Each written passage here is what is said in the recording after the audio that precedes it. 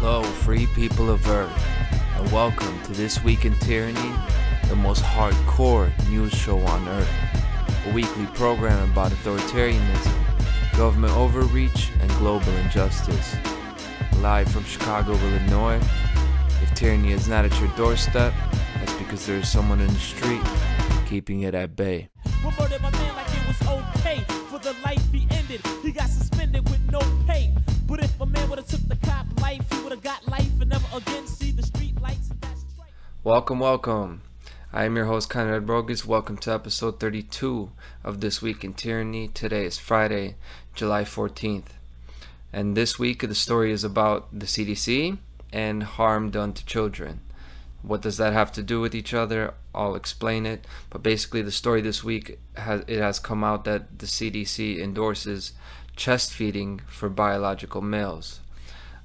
According to the CDC, the Center for Disease Control and Prevention, this is one of the main organizations in the United States as it pertains to health, along with the NIH, right, the National Institute of Health.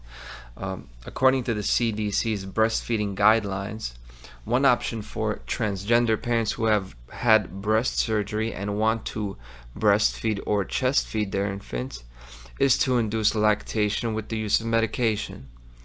So before I go into it, let me just explain what I'm going to be talking about, right?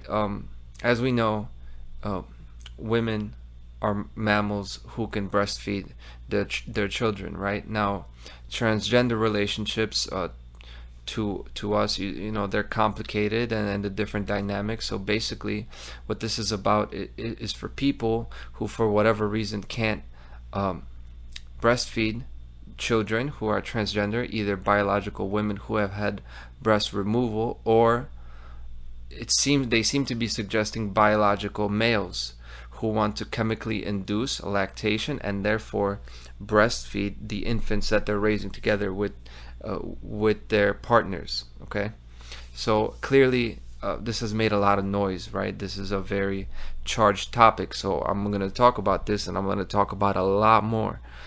I just wanted to give that background real quick, so we're not going into it blind. And now, my personal intro, I have to kind of introduce what I'm going to be talking about before we really dive into the story, so you know where I'm coming from. Now, I have defended transgender individuals on This Week in Tyranny multiple times because it was the right thing to do, right, based on the topic and the story. I've defended LGBT people often. That's just the way it's turned out. Right now, I'm going to criticize transgender parents specifically, not just people, but parents. Okay, specifically because it's the right thing to do based on the current topic and story. So just that disclaimer. And I'm going to criticize many people in this episode, and I want to explain in advance why I do this, right? Why I'm going to be talking like this, because this episode is going to be pretty intense. I'm pretty sure it's going to be my most intense episode. So just to remind everyone what my goals are in life, my goals in life is: 1, the freedom of all living beings on earth, and the end of abuse and violence, especially against children. Yes, I want to end violence for everybody on earth, obviously, but especially against children, then women, then everybody else. That's just how my brain and my heart works, okay? I'm focused on making sure that nobody hurts the innocent, right? So the things I'm going to be talking about is not because I have something towards or against trans individuals. I don't feel anything about it. I only feel the deep desire for them to be free and free to live their lives as they wish. It's not because of my personal childhood trauma or something like that. I have nothing against my parents or anybody else's parents. I have only respect for parents and their experiences and their sacrifices, right? But when it comes to children, I've learned to speak and not hold back. Speak my mind and not hold back. So when these topics are coming up about children, my finger is on the trigger. I'm going to say what I think because the harm against children is so widespread throughout the world, and too many people just say nothing, right? They're afraid to say anything about children. They don't want to seem like they're undercutting or undermining parental authority.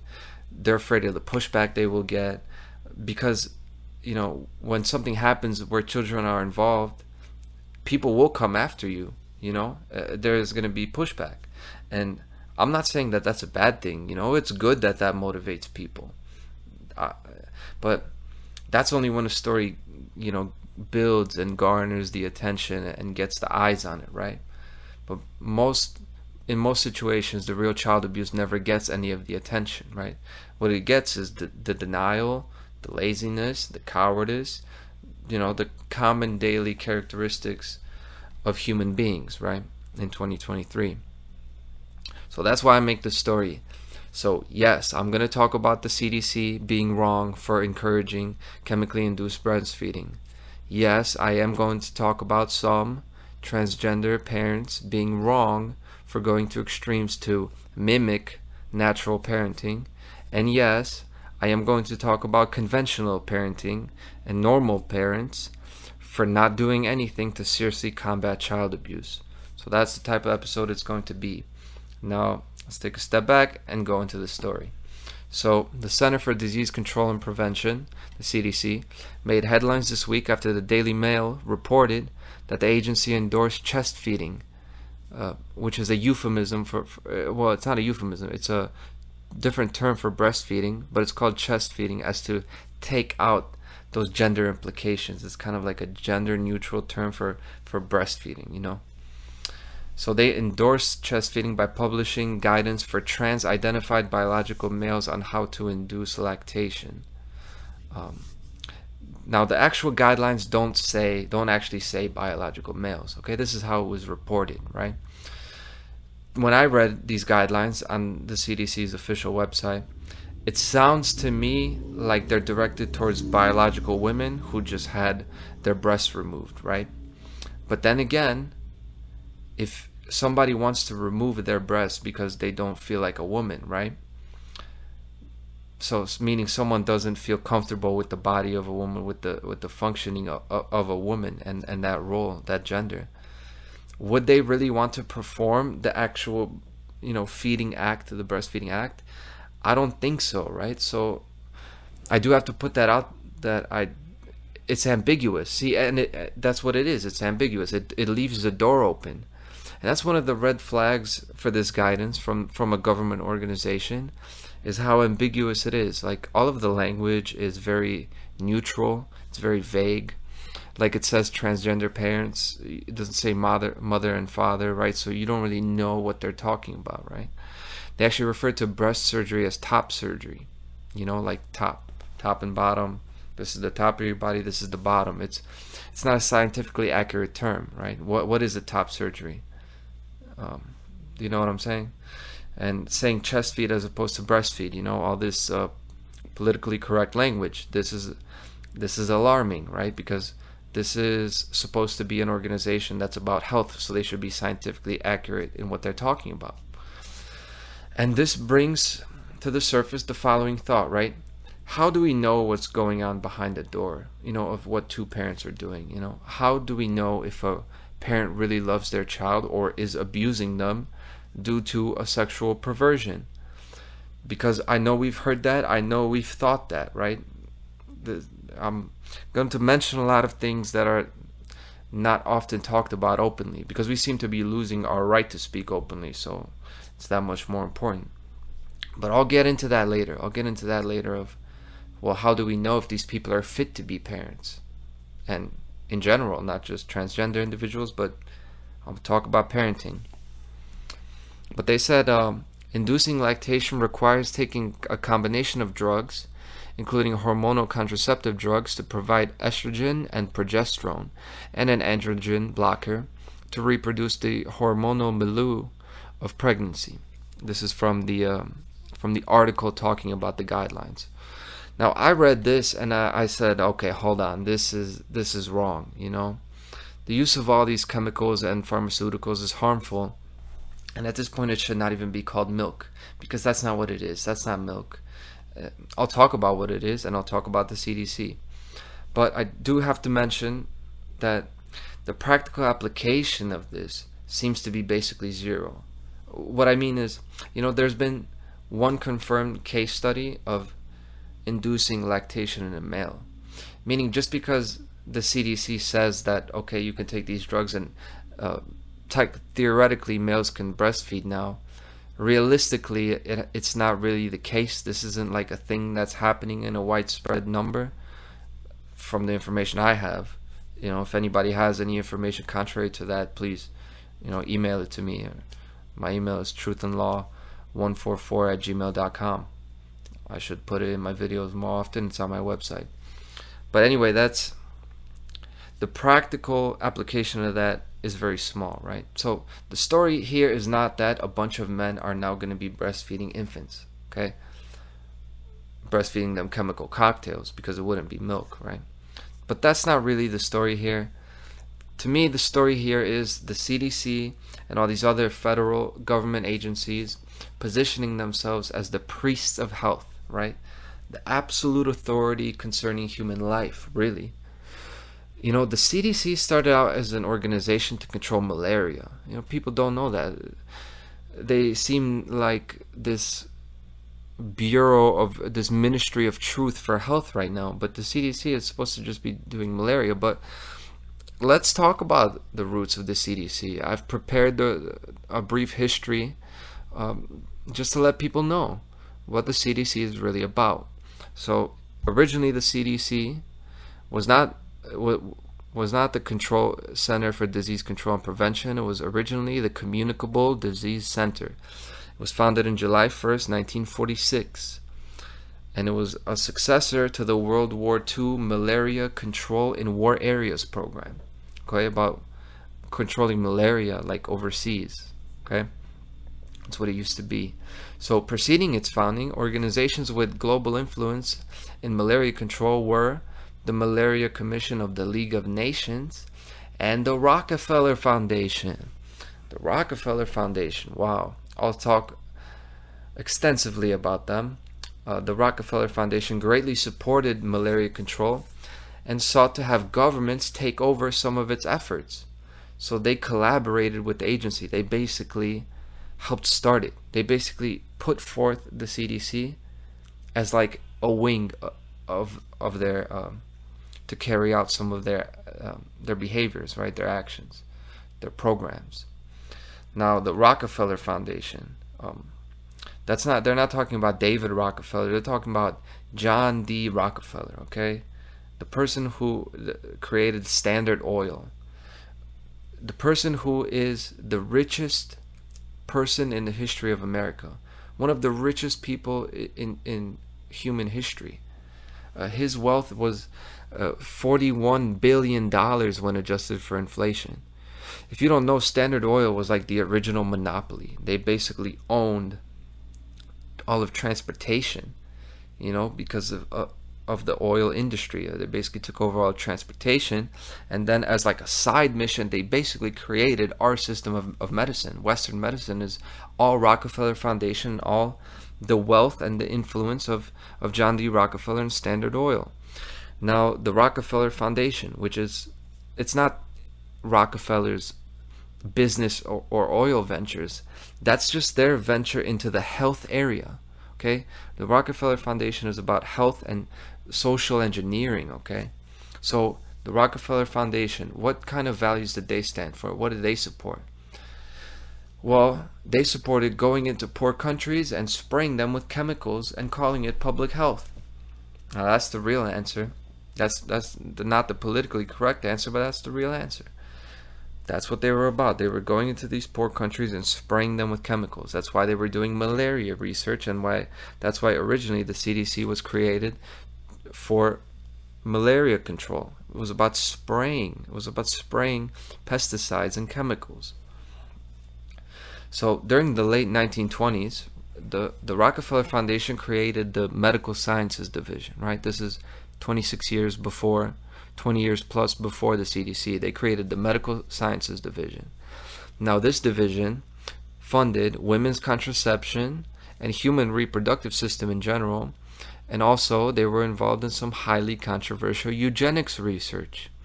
Now before World War II, eugenics was pretty popular in the United States, okay? For those that don't know, eugenics is about it's basically the scientific reason behind the Holocaust, right? That some people are not fit to live because they're supposed to be like a lower form of human beings, and eugenicists want to basically breed humans to be a more supreme form, to be a better race. So then human beings are supposed to decide, the scientists are supposed to decide who can breed and who cannot. Okay, that's eugenics, and it's one of the tenets of Satanism. Okay, it's the ultimate tenet of Satanism. It's like, it's the final solution. That's why it was called that, right? This is what the ideology of Satanism wants to get done. So this is the type of stuff that the Rockefeller Foundation was funding in the 1920s. They also funded Alfred Kinsey. Now you should, if you're not familiar with Alfred Kinsey and his experience, you should search him up. Look him up. This is somebody who did actual, this is supposed to be a scientist, a researcher. He did actual child abuse, like actual sexual abuse to children, and then called it science. You should look up his experiments. You should look up the kind of stuff that Alfred Kinsey did. Just read it. Just read his experiments. And the scientific community has not, as a whole, even disavowed this man completely. So, you know. They also funded, the Rockefeller Foundation not only funded this sick man, they funded Nazi eugenics before, during, and after the Holocaust. So it wasn't like they did it before, you know. They did it before, during, and after. Okay, so then World War II ends. So in 1946, the Rockefeller Foundation basically just legitimized this area of their activity, this part of the satanic eugenics and population control agenda, by putting a wing of it as a federal agency in the United States. That's the CDC. Okay, that's the history of the CDC. That's how they were born. Now, what was the first order of business for the CDC? What's the first thing they did? The first thing the CDC did was spray 6.5 million homes with DDT. Okay, DDT is a toxic pesticide proven to kill people. Okay, it's an actual poison. They used to spray this all the time for mosquitoes and for I mentioned the malaria, right? They're spraying it to get rid of pests and mosquitoes and all this stuff that was supposed to cause all these deadly illnesses, right? Now, they don't spray DDT anymore, but they would still be spraying it if they could, but they can't. And the reason that they can't, you can thank Rachel Carson for that. Rachel Carson, who wrote Silent Spring. She was a marine biologist, so basically she was about taking care of the earth and the animals. And in the late 1950s, she was starting to research and write this book about DDT and how toxic the chemicals are, and how they're actually killing people and killing children, that they're spraying everywhere, right? And she wrote the book. She wrote the book in, I believe, 1963 it was released.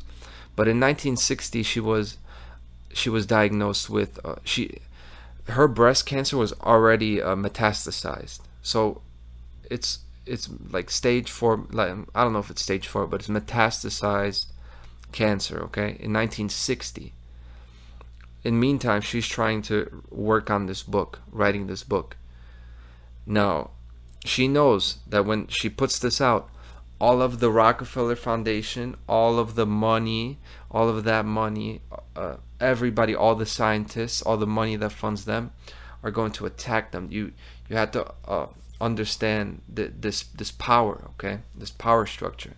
She knows this, and she made it 4 years, survived 4 years with that kind of cancer, for most of the time hiding her illness, because she knew that if people would see that she's sick, they would attack her and make it seem like her ideas are untrue because of how her being like weak and physically sick, right? She was a fighter, and she, until, you know, the very last moments, was doing shows, testifying in front of Congress, was doing interviews and everything, and the attacks on her were so vicious. They tried to completely destroy it and blacken her name, Rachel Carson. And she just kept fighting, speaking until the end. And when people could see them, like they tried to grill her on television, they tried to question her, the people could see, and they couldn't destroy her character. She won. She made it 4 years. Her cancer had spread to her liver, and she died of a heart attack in 1964. Silent Spring came out, and she forced them. The people, they saw that she was telling the truth. They forced them to take this off and do away with DDT.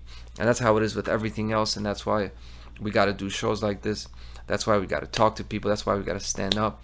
We got to make a crazy big deal out of this stuff, because otherwise they will not stop if you don't make them stop. Rachel Carson, she made them stop. We have to remember that children born today are exposed to these chemicals from birth, perhaps even before birth. Now, what is going to happen to them in adult life as a result of that exposure? We simply don't know. This is one of the nation's best sellers, first printed on September 27, 1962. In her groundbreaking book, Silent Spring, Rachel Carson jolted a prosperous post-war America, a country confident that science and technology were leading the way to a future in which disease and hunger could be overcome, in no small part thanks to a new generation of powerful pesticides. But in Silent Spring, Carson warned that progress had a price. These sprays, dust, and aerosols are now applied almost universally to farms, gardens, forests, and homes. Non-selective chemicals that have the power to kill every insect, the good and the bad, to still the song of birds and the leaping of fish in the streams. All this, though the intended target may be only a few weeds or insects. Okay, incredible human being. Silent Spring is the book. So that's the CDC. Today, the CDC is pandering to the trans demographic with political correctness.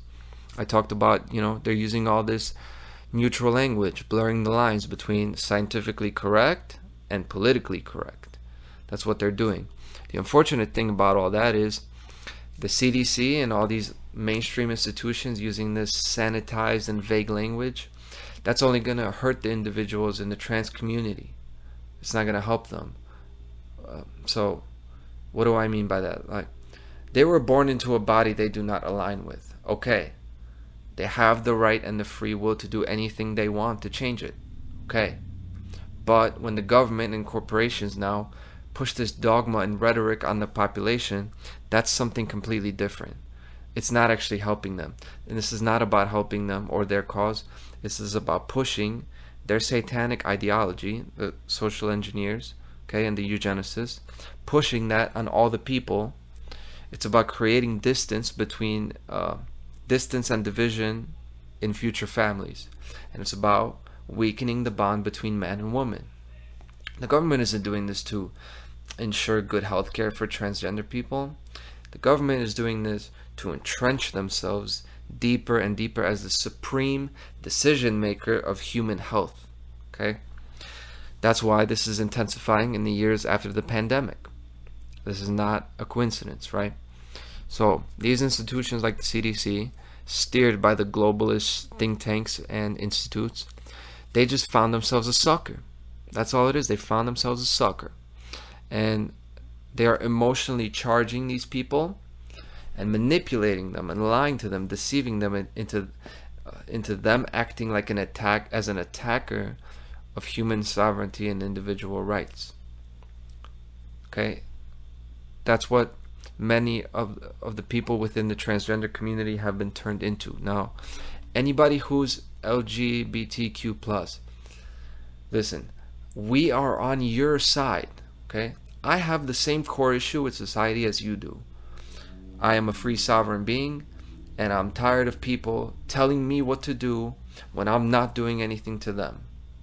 So we should be together, but we're pitted against each other, through exposing our psychological differences, our psychological fears, and our traumas. Those things are being exploited, right?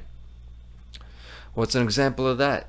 The ageism. So the older generation doesn't understand like they don't understand why people feel the way that transgender people feel. They're like, oh, things used to be so much better when the country was conservative and traditional, right? Like back in the day. That's what these people think, right? But the young generation, they don't understand why the older people have all these ideas and demands, you know, about they want all these changes in the world, when it's their selfishness and their inaction that created the world that we're in right now. So there's a big disconnect between children and parents, you know. Let me say this: you have the right to do anything you want with your body, okay? But that doesn't mean that if and when they develop the capability for a biological male to grow breasts and lactate, that doesn't mean that you have the right to chest feed your child and act like that's normal parenting. That's called doing harm to children, okay? Not because I say so, but objectively. See, it's different than being called by your pronouns. Like, everybody should be called by whatever pronouns they want. Everybody should respect what somebody wants to be called or referred to as, and just regardless of how ridiculous it is or how ridiculous you think it is. I'm not the judge of what anybody wishes to be called or known as. You know, what gives me the right to evaluate whether or not your identity is like legitimate or good enough? I'm just gonna call you what you want to be called. That's just basic human respect, right? I'm not one of these people that's in your bedroom trying to tell you what to do, okay? But when I see harm to children, I'm gonna shut that shit down real quick, okay? Because so inducing lactation through chemicals, thereby transferring those chemicals to the baby, that's harm. And I'm not even gonna get into the intimate and spiritual bond between mother and child. I'm not going to go into the transfer of electromagnetic frequency or all that kind of occult stuff and all that deeper stuff, metaphysical stuff.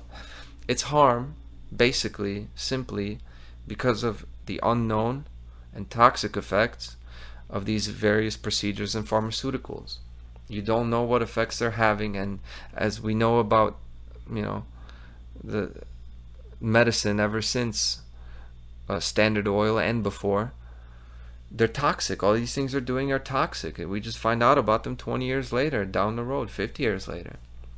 So that's harm, okay? Using all these chemicals, giving them to your children is harmful.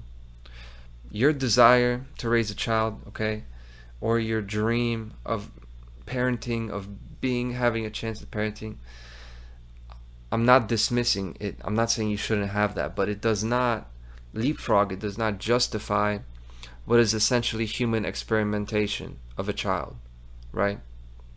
Those children haven't developed the facilities, the faculties to make that free will decision to take part in such an experiment, right? So I support your cause, but I'm not going to pander to anybody's desires if they include harm to children. But I said that I'm not just going to talk about transgender individuals, I'm going to talk about the rest of the people. So, you know what? Drinking while pregnant, that's harm to children too.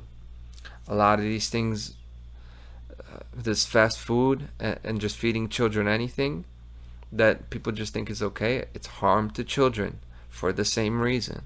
And this is where I have to talk about the people, not just government, not just transgender individuals, the people, the general public, right? Because the overwhelming majority of child abuse and depravity is done by normal parents in normal homes, in normal neighborhoods. That's where it goes on.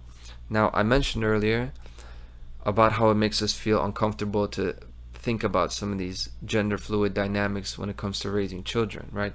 For example, two biological males raising a child, and one of them is basically taking on the role of a mother.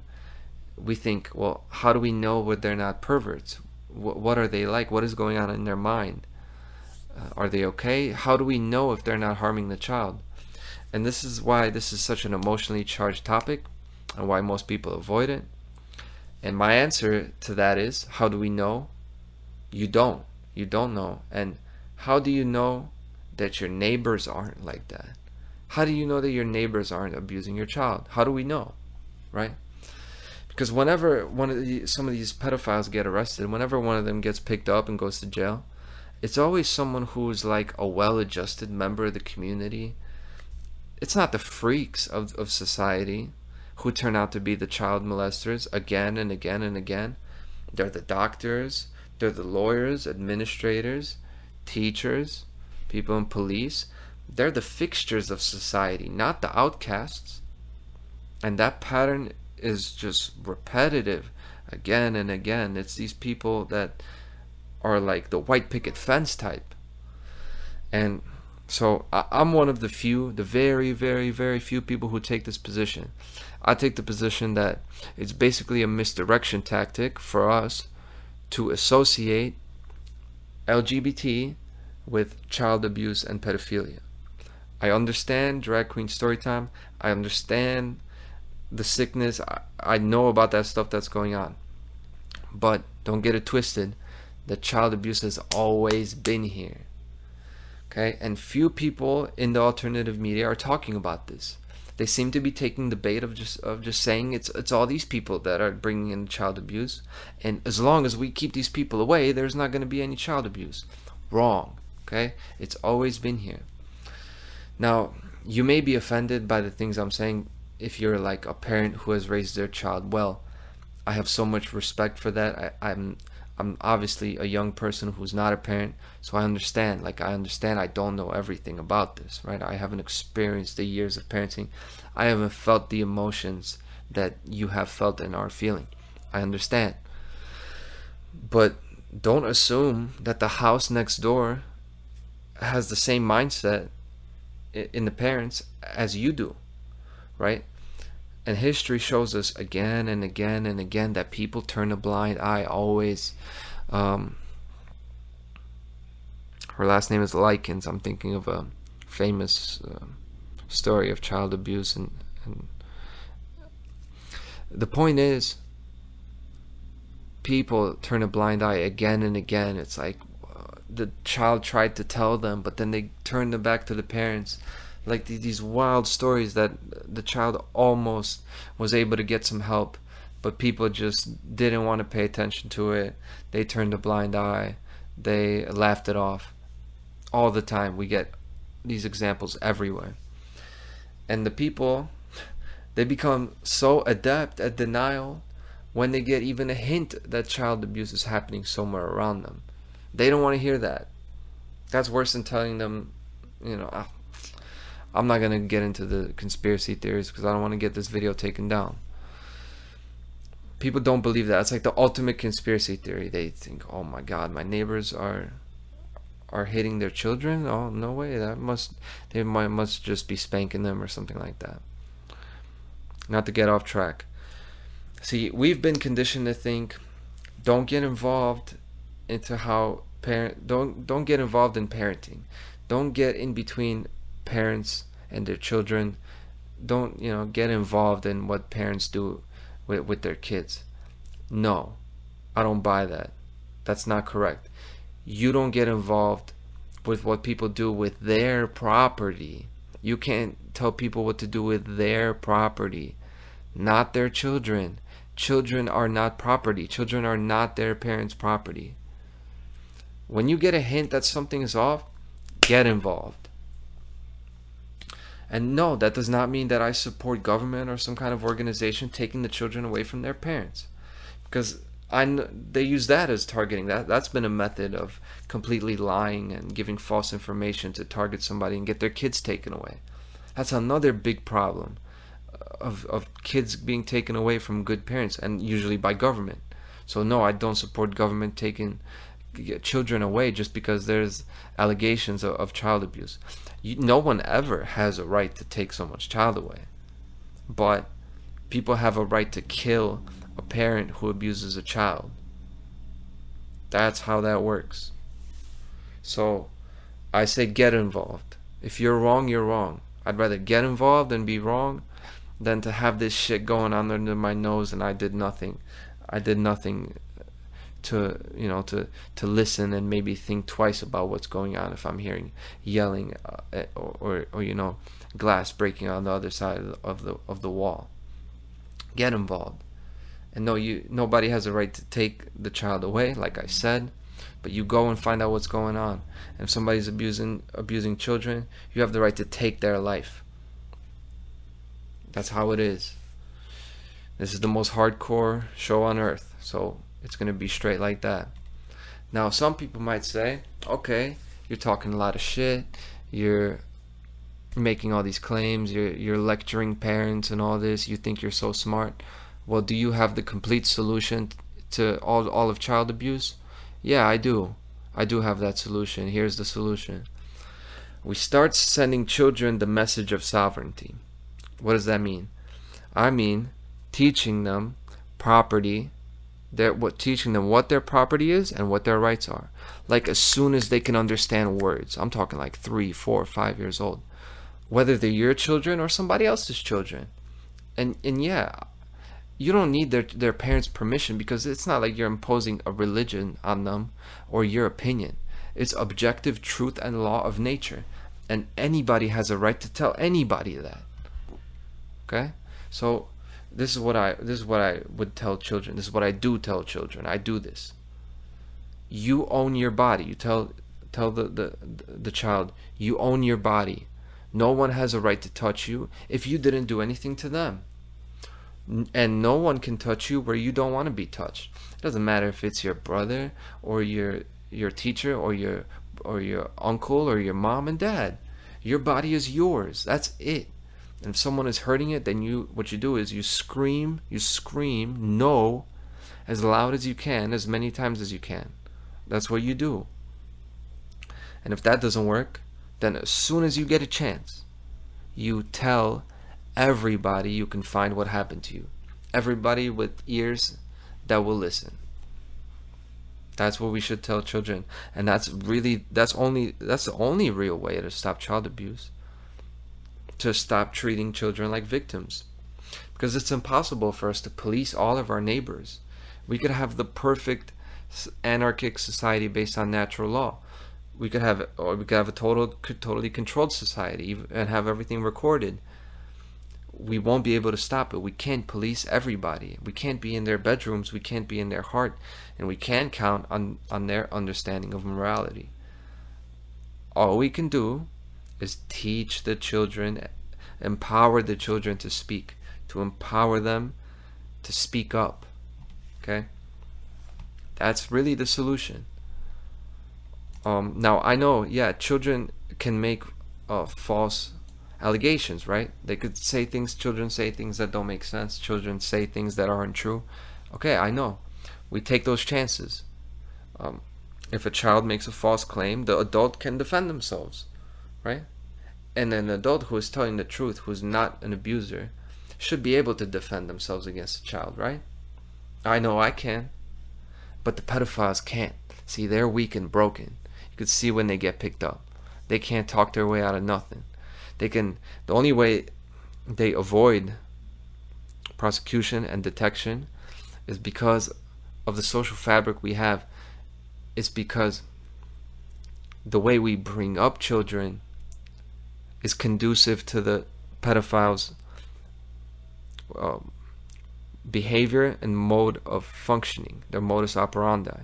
What I mean by that is we raise children to be weak and frail and, you know, ashamed, like shameful, timid, you know, to be fearful, be scared of everything, be worried and anxious about everything.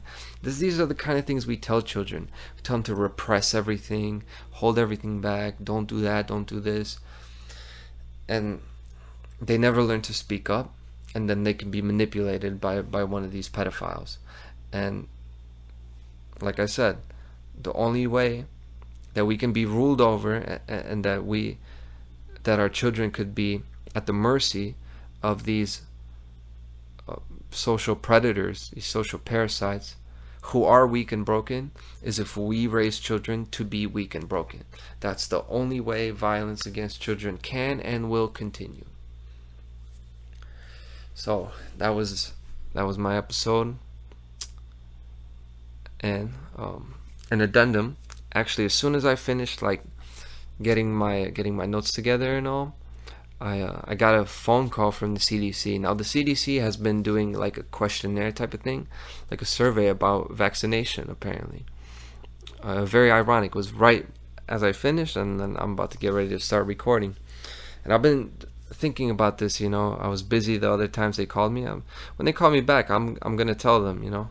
I'm gonna tell them, to whoever answers the phone, you know, you work for an immoral institution, right? Like, you know, you work for somebody you work for the government who's harming people. The government's based on coercion. And yeah, they called me right then, and I just told them. So I guess that's I'm not even the type to really confront people like that. Like, it took me really a while to even work myself up to me being like kind of aggressive and like expressing my speech. I'm actually more like this. I'm a chill guy. I never asked to be part of this, right? But as I start doing the great work and telling people about what's really going on, it's like you just see more and more of it, and you just see that, okay, it's war. And since it is, you know, I was very respectful to that lady, but I told her she should really consider that she's working for an immoral institution. And I think we should start talking to people like that. And we should start talking to children about what their rights are. Because as long as children are being hurt out here, nothing good is going to happen in this world. So you got to sacrifice. You got to sacrifice. You have to accept that life is not going to be how you want it to be. Just like those transgender parents, they have to accept that maybe they won't be able to breastfeed, just, you know, and it's not their fault. It's not their fault they were born in the wrong body, right? But they are where they are. And we can't pretend that everything is a certain way. That's my message to everybody. Don't pretend that life is okay and that it's okay to just have your car, your house, and do nothing. It's actually not. This is actually war. So grab the guns and let's go. Metaphorically, of course, right? Thank you very much, and I'll see you on next week's episode 33 of This Week in Tyranny. Can't wait. Thank you for joining me.